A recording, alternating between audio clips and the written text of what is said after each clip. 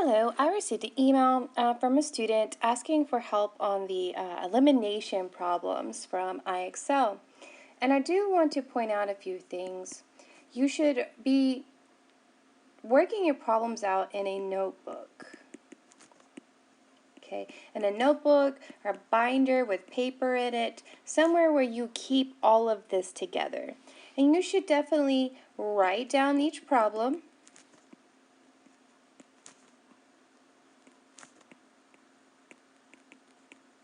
And do your work. Show your work here. Okay? And after you've done this and you submit your answer, IXL will show you an explanation. What you should do is compare your work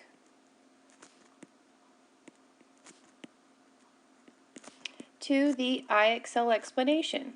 Go line by line and see exactly where you made your mistake.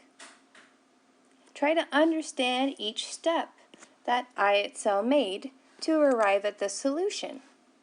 Just wanted to drop those few thoughts that you should consider as you're working on IXL. So a problem that I chose to work is an elimination problem. It said solve using elimination. Elimination is the act of adding together two equations in a way that makes one of your variables cancel out. And we can do that by looking for additive inverses. And an additive inverse is what causes a number, two numbers, when you add them together, you get 0. And this is easily identified if they're the same number but different signs. And you look here, you see that you have the x's stacked, the y variable stacked, the equal sign stacked, and your constants, aka the numbers without the variables, are also stacked. So everything is lined up nice and neat for you. Now, to determine if you have an additive inverse situation here, just look at your numbers. 4, -3, -3, 3. Okay? The constants don't matter. It's the variable we want to eliminate. I notice that I have -3y and +3y. So if I were to add these two equations together, this will cancel out. So we'll go like term by like term.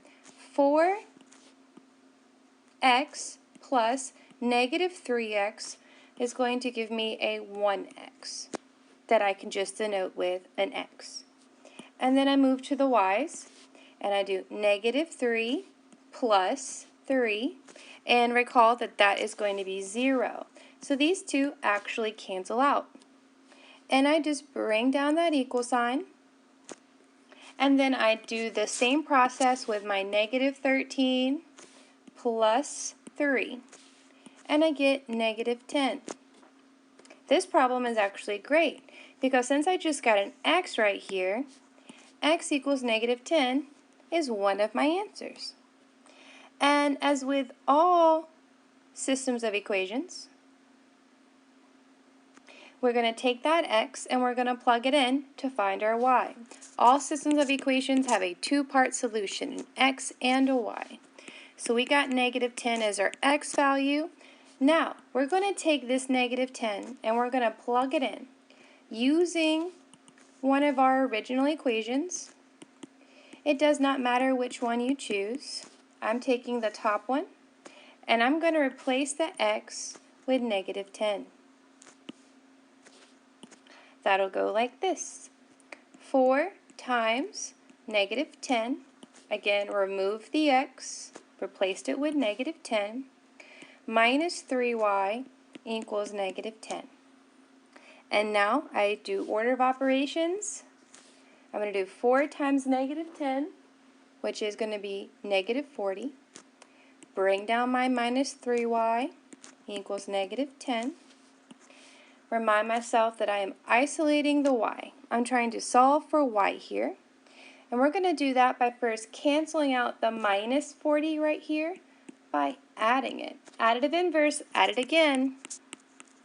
-40 plus 40 is 0. That's what makes it cancel out. It goes away completely. we bring down our negative 3y equals, and then over here I have negative 10 plus 40, which gives me a positive 30.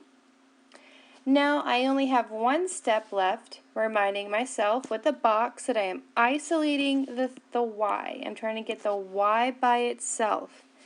So we need to cancel out that 3. Now remember, a number slapped up next to a variable is called a coefficient. The understood operation here is multiplication. To reverse it, I will divide. Divide both sides by negative 3. Again, you do have to do it on both sides. Just like how I added 40 to both sides, I would have to divide by 3 on both sides. This keeps your equation balanced. Negative 3 divided by negative 3, side note, is going to give us 1y, or just y. So the negative 3's cancel out to a 1, leaving us with just 1y. And then 30 divided by negative 3 will be a negative 10. So I got y equals negative 10. So my solution is negative 10, negative 10. I hope this was helpful. Have a great day.